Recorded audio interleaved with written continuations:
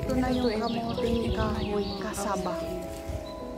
Magpa-partial na ito very useful yan. Kaya kasi hindi namin alam kung anong outcome nito. Ito po, 1 kilo yata yan. Ah, pwede na. Yung iba kasi ilan kaya ang naman? Baka ganyan lang. Kunin mo yung pala. Okay. Yeah. Preserve ko daw. Kasi mga konting ano na lang araw. Ano na yan, nag-brown. Wala na. Brown na ba? Dito. Katabi. Ayan, ayan. Ano niya. Ugat. Maraming sanga.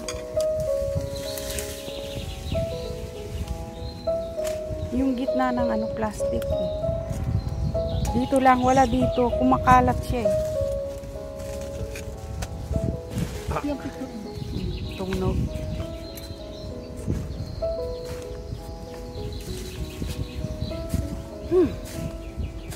Napuputol. Ay, hindi. Buo. Ay, napuputol. Merong pang putol nun. Ka! Iyo. Ayun, nasa paa mo. Hangin. Nasisira na yung ano. Ito. Buuin mo yung ano. Hindi siya lumaki.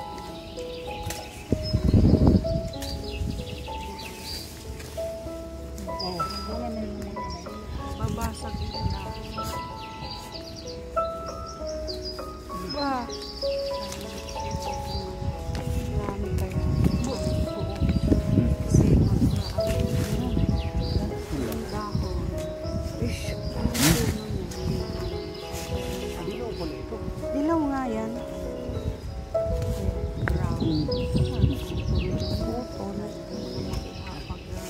Ba't mo niyagis?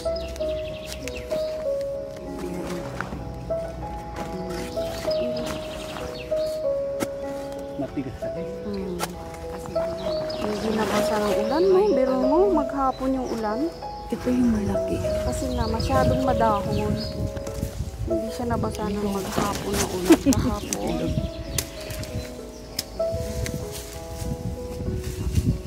Yung ano. Ayun, mayate. Ayun. Yan. Ah, mainit. Yan, yung maugat. Marami ka na nakuhang dahon? Oo, tama na yan. Isa na lang. Yan sa blue. Teka, kunin ko yung blue. Ginagataan yan.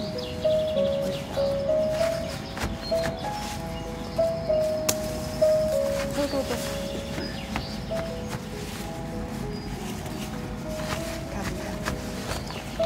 Kabila.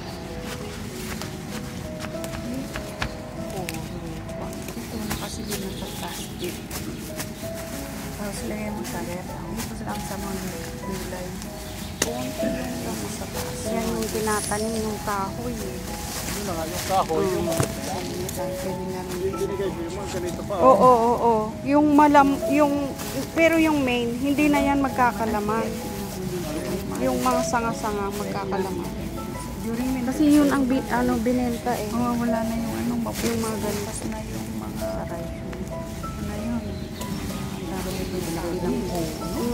Yung mga papayat. Kaya hindi maging ano. Kasi binenta na yun. Wala na yan. Andaya. Andaya, ganun.